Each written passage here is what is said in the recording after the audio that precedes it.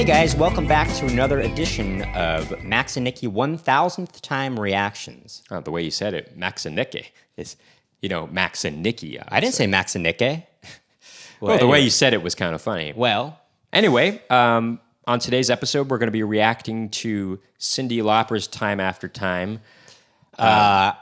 Once again, we have heard this a lot. Way more than 1,000 times, but for all intents and purposes, as to fit with the theme of this channel. I used to we're think... going to listen to it. We're going to be reacting it for our 1,000th time, as we're saying. I used to think it was for all intensive purposes when I was younger, and then I realized... And then I kind of just, I don't know, I looked it up and I was like, oh, for all intents and purposes. Well, anyway. This is a great song. We all know it. We've heard it on the radio so many times. And we're going to react to it right now. Before we do that, we want to just let you know, as we usually do, that we have another channel called Max and Nicky on which we recover oldies, tunes, jazz standards, and originals in that vein. And we have comedy videos on there as well. So check that out if you'd like. Yeah.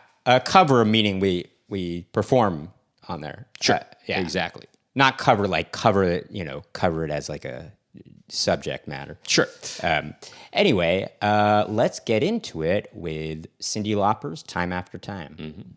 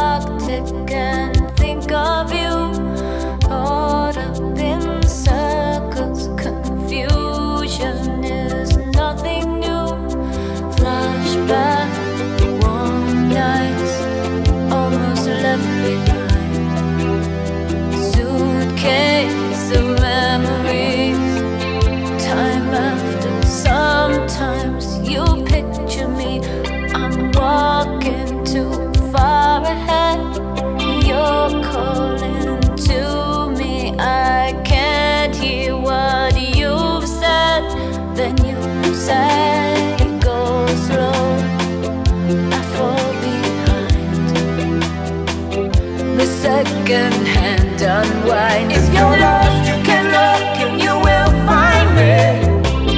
Time after time. If you fall, I will catch you. I'll be waiting. Time after time. If you're lost, you can look and you will find me. Time after time. If you fall, I will catch you. I'll be waiting. Time after time.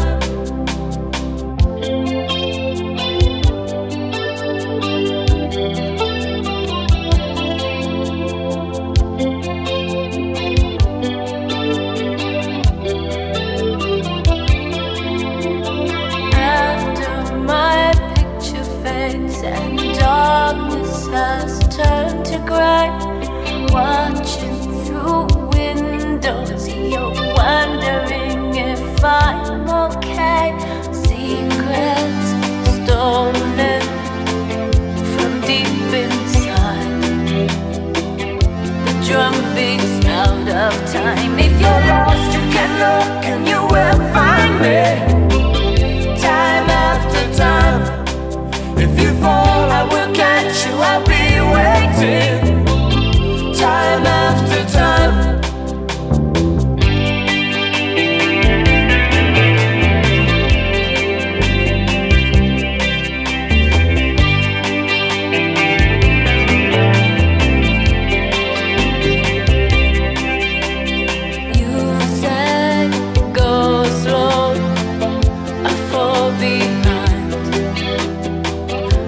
Second-hand unwind. If you're lost, you can look and you will find me.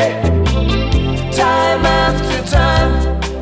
If you fall, I will catch you. I'll be waiting. Time after time. If you're lost, you can look and you will find me. Time after time.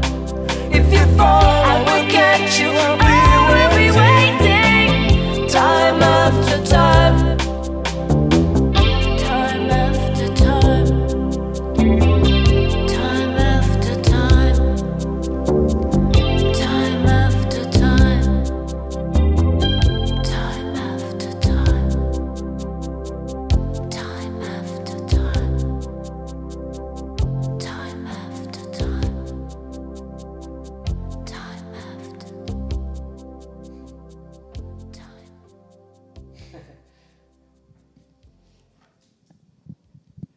Time After Time. It's a great one. It's great. It's really I never quintessential 80s. I never quintessential noticed 80s. that end at the end where she goes time after time. She like waits before she says the last word. Oh, yeah, I didn't. Well, usually when I hear it on the radio, we don't hear the very ends of songs sometimes. They usually and so I usually hear the end of it as time after. And then, but I don't. But there's a time. There is a time after that. After that. Cyndi Lauper, what a great voice. Something I just found really interesting about listening it on with these headphones, because usually you hear it on the radio if you're, driving the car. The quality of the microphone that she's using is really interesting. It's almost like she's going through some kind of, it doesn't sound like a condenser mic. It sounds almost like some kind of maybe ribbon mic or it seems like it's going through almost like a PA type, the kind of voice you would hear on an airplane, like a PA you would hear on an airplane. Something somewhat similar to that. It's not that extreme, but there's something about it. It might just be filtered a bit. I mean, there's something. Maybe it's EQ'd in a certain way that's taking out the lows.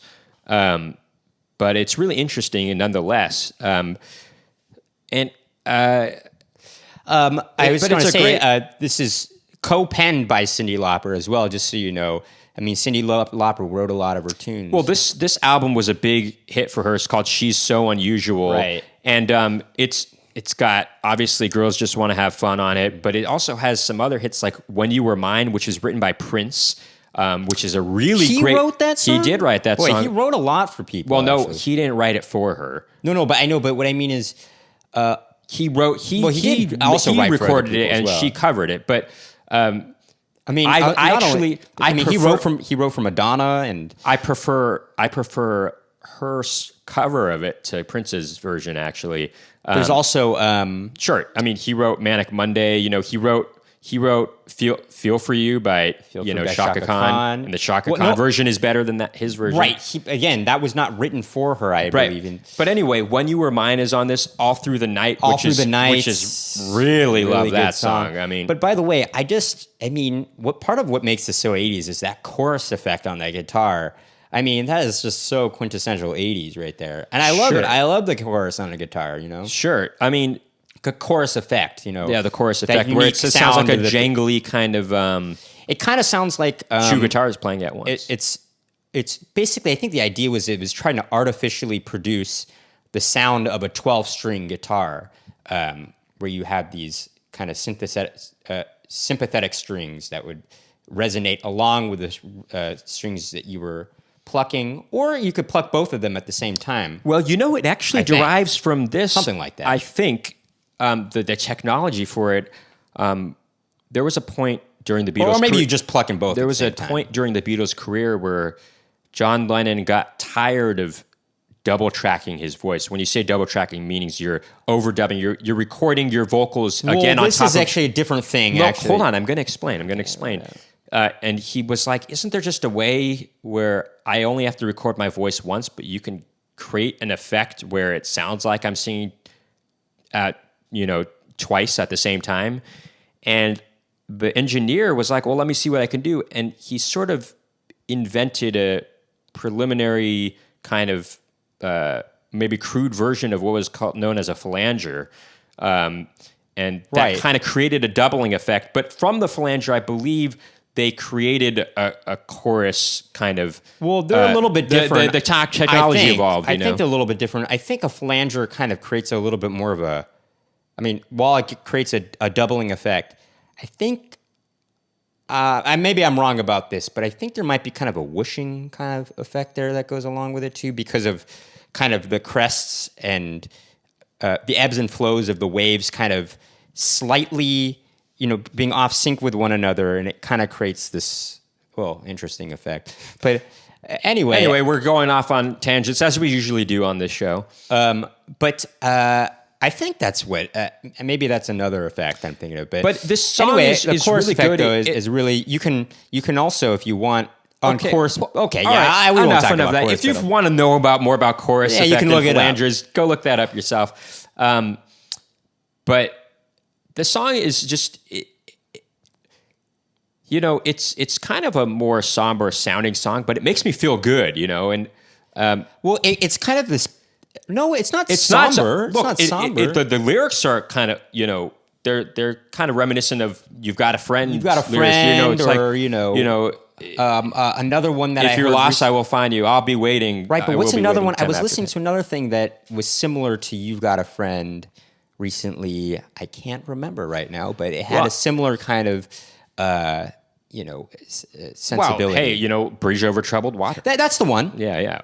That's the one. See, I didn't. Yeah. Same thing. They're all these songs have something in common where they're not necessarily love songs, but they're almost songs about Hey, somebody's there for you. Somebody being there for you, in your like a troubled lean on me times, type yeah. of situation. But although time after time, maybe there was a romantic quality. Maybe a to it. romantic Sure. quality. You could argue that. You could argue that, yeah.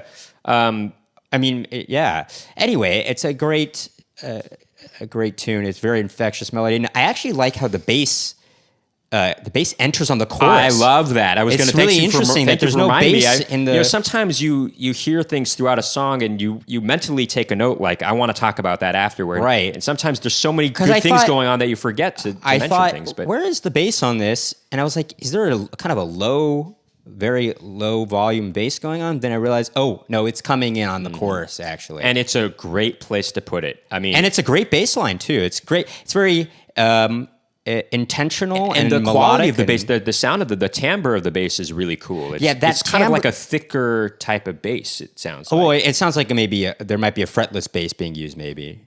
Right. It actually sounds. Maybe I'm wrong. It sounds like it might be maybe a synthesized bass. I don't know. Well, definitely. I think it's a drum machine on there. No. I don't know for sure. I think it is. Especially Hey, towards the end. If you know for sure, why don't you comment down below and let us know? We know a lot about things, but sometimes you can't know everything. Huh? And we might have some things wrong.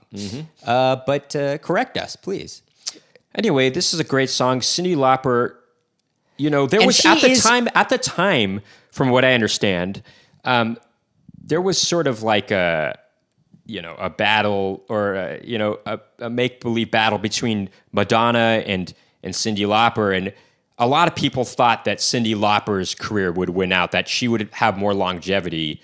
And don't get me wrong, Cyndi Lauper does have longevity. She has had longevity. But Madonna definitely became the big superstar that she was, that right. nobody expected at the point in time that this came out, which was 1983.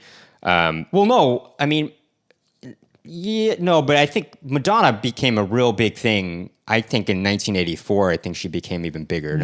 Well, you'll see that we'll react to "We Are the World" very soon, and Madonna was actually not invited to that because musicians didn't really take her seriously at that point. That's what I'm saying. Yeah, but Cyndi Lauper's in that video because people. In that song, because they did take her seriously, and Cyndi Lauper has a very powerful, strong voice. Right, but Madonna is more than a musician, though. She's an artist, personality. Well, so is Cyndi Lauper. No, I know, but I urge you guys to go on YouTube, watch her Johnny Carson interviews. Watch Cyndi Lauper on interviews on the Tonight Show with Johnny Carson. She's from really 1984. Funny. She is such a treat to watch her just talk with Johnny Carson. She's really funny. And she has this thick New York accent, and she does these live performances on there too that are really awesome. But you know what else? And she's a real true artist. Actually, when she's performing, she's the way she's a real inspiration. Actually, I think she's this independent. Actually, in fact, Girls Just Want to Have Fun, when it was originally when given to her. The lyrics are pretty chauvinistic, and she rewrote them or she performed it and tailored it in a way to make it more about female empowerment. Yeah, female empowerment. I think she's really cool. But the way she dressed was really unique. She's so unusual. She's the thing is, Madonna and her both had an influence on fashion, unique styles of fashion, and they influenced the way people dressed in the 80s.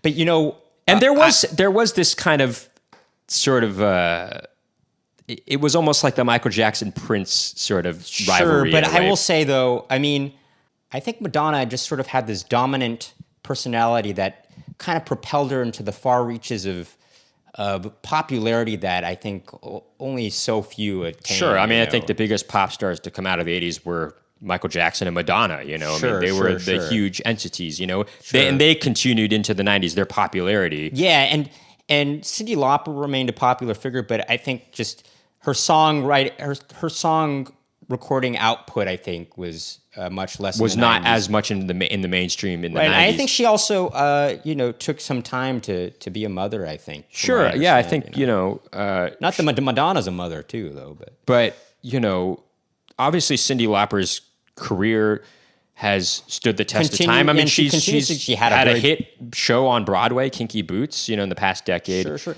And you know what? She also, if it weren't for her, I mean, who knows if the WWF might even exist, Sure. You know why? Because or WWE now. the music video for the song Goonies Are Good Enough, which we will react to in the future. It's one of our favorite songs.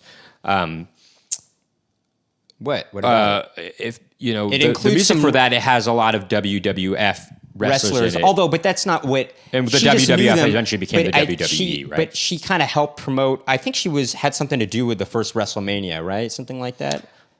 I don't know, and you know, it was very fortuitous actually. The reason that happened, she was on an airplane. And she met. I can't remember which wrestler, but I forgot his name. not Lou Alcindor. Lou. I can't remember his Well, name. anyway, comment in comment and tell us what the wrestler's name is. she met. I'll look it up right now though myself.